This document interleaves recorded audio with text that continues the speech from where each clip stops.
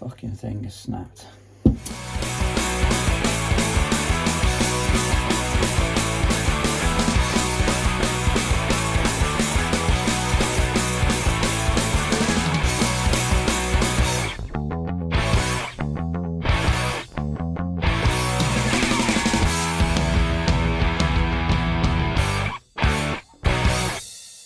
Actually found me here on a call out for water coming through the ceiling when the shower's being used, which we have a suspect there. But when you go inside the shower, the silicone's come away from the board in quite a few places, so get all this cut out and redone. It's quite a common fault on most showers over time. This is the silicone I use, although it's mold and bacteria resistant. Just seems to last longest before going black. But the black is your soap not being washed off, so if you rinse your shower down after using it, the black doesn't really happen. And to remove the silicone, obviously Stanley knife. This is Stanley scraper.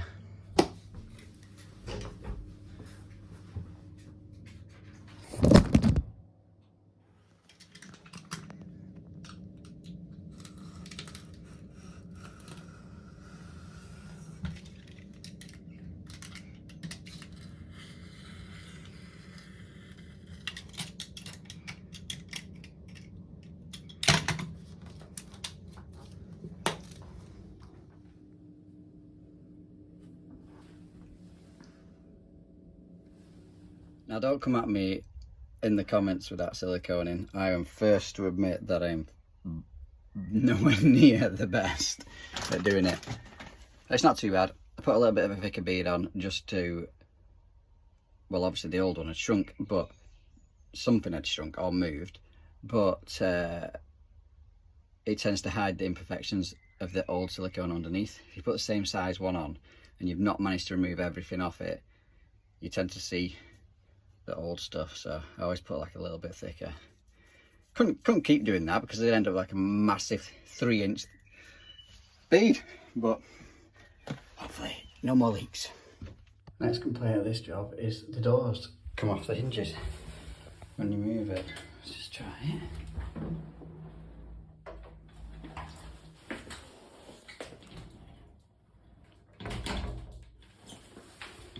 Yeah, so the wheels are trying to, that's definitely jumped out that side.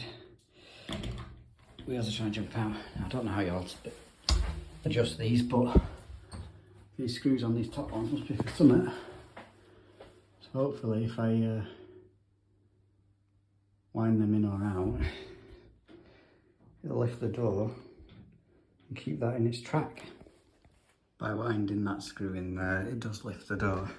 I managed to get that side to stay in. Just need to wind that one up a bit more. Make sure them doors still level. Yes.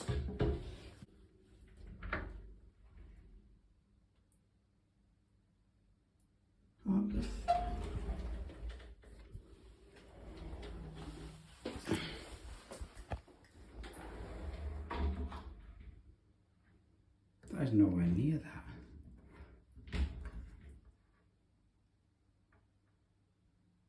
You think that magnetic strip would hit that one, but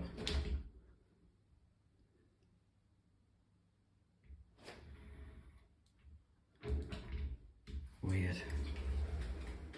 That's never going to hit there. And with the way these work, it never would have. One I got called out to was bathroom radiators are constantly on. When I first got there, I touched the hallway radiator and could feel it warm. So I was suspecting the diverter valve cartridge is stuck. So when they open the hot tap and have a shower, etc., it's warm in the hot water. So I've got my temp clamp on that flow pipe there. And I'm going to run the hot water and see what happens. A block plate can also cause this, but it's more than likely going to be this cartridge is stuck in both heating and hot water.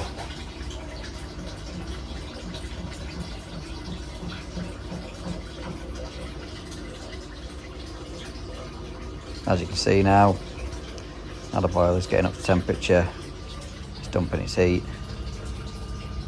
down the flow pipe, thus going to be warming the radiators.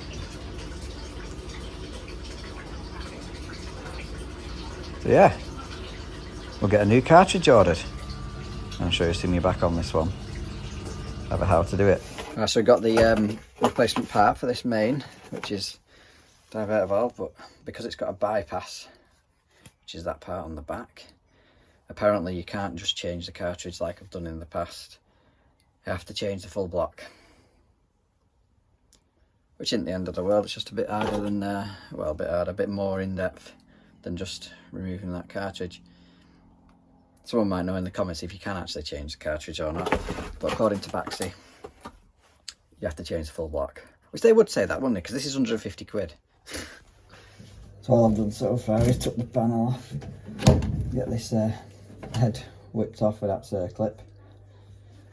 Nice tight cupboard this. A few things have got to come out of this. We've got this pressure switch. Yeah. Hot water for mister.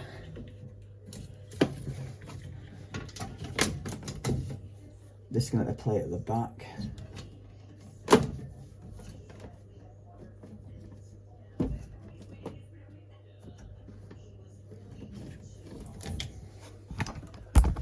There isn't a fucking bypass on this. It's normally a copper pipe behind the plate. I'm debating just taking the actual cartridge out of the new one and this one's and seeing if that'll work instead of taking the whole block out. Either way, it needs draining down, doesn't it?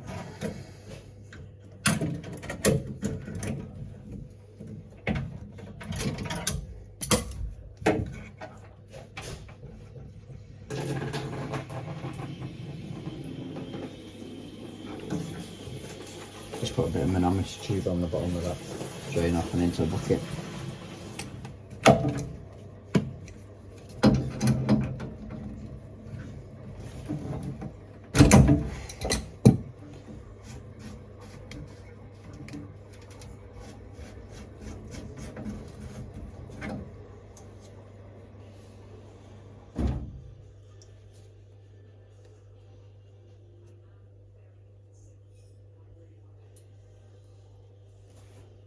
Fucking thing is snapped.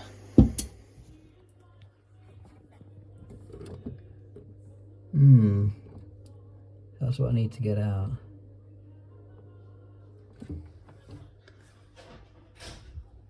Honestly, it's just turned into a disaster.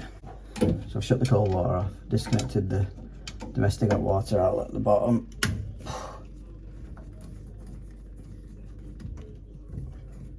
Well, at least that didn't snap off. Take the plate off one side. Gotta undo this flow connection here.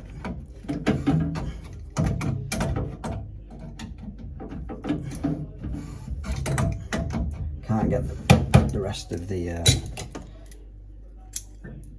old cartridge out. It's just stuck, so we have to take it off.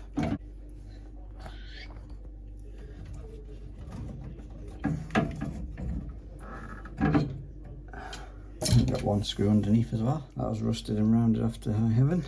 I think it's just stuck with rust.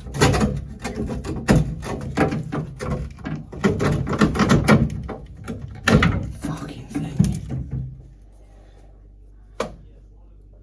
Sheesh. Yeah, there's a tiny little bit of cartridge left in. Probably could knock that out now from this end up.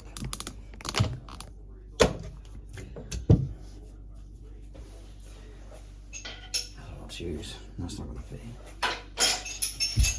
That might.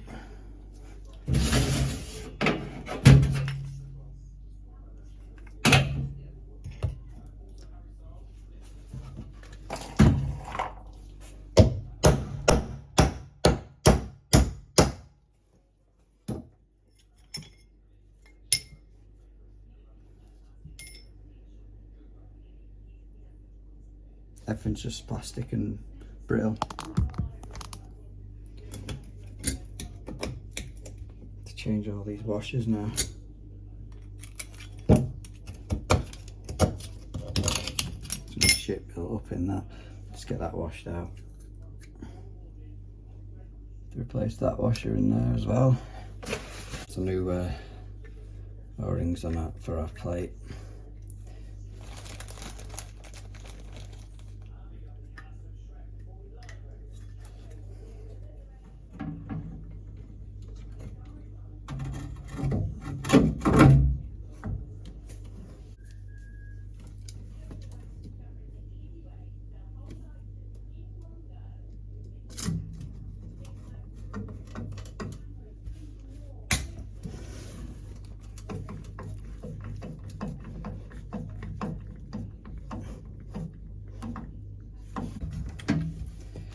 These two bottom ones on the hot and flow valve underneath.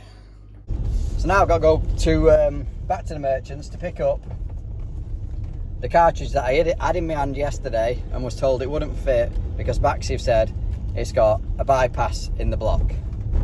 I spent what, an hour on that. I've put the new block in, as you've seen, and hopefully just be ready for dropping the cartridge in, filling up and testing. Hopefully. But I'm so annoyed. So this is the one that we needed. Part number 7656807. This is the 3-way cartridge for a Baxi Durotech or a Main, whatever this one is I'm working on, without a bypass. So if you ever come to a job like this, make sure you're checking for a bypass behind. I should have done that, didn't, because I'm a fucking wing nut. Just put a bit of grease on these O-rings. Drop it in, spin it in, nip it up.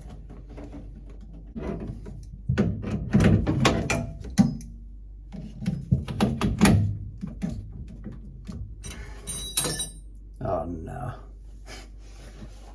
Phew. Drop the clip. Get some pressure put in. This fluid's behind here somewhere.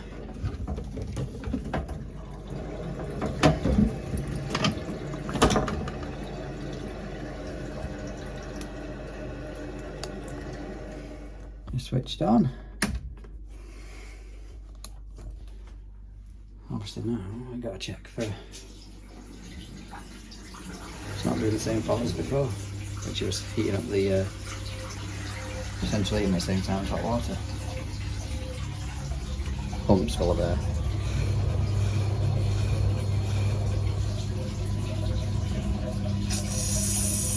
The AAV on top should just opened up. Shut that back off. And then this one will finally be sorted. It's only 12 o'clock.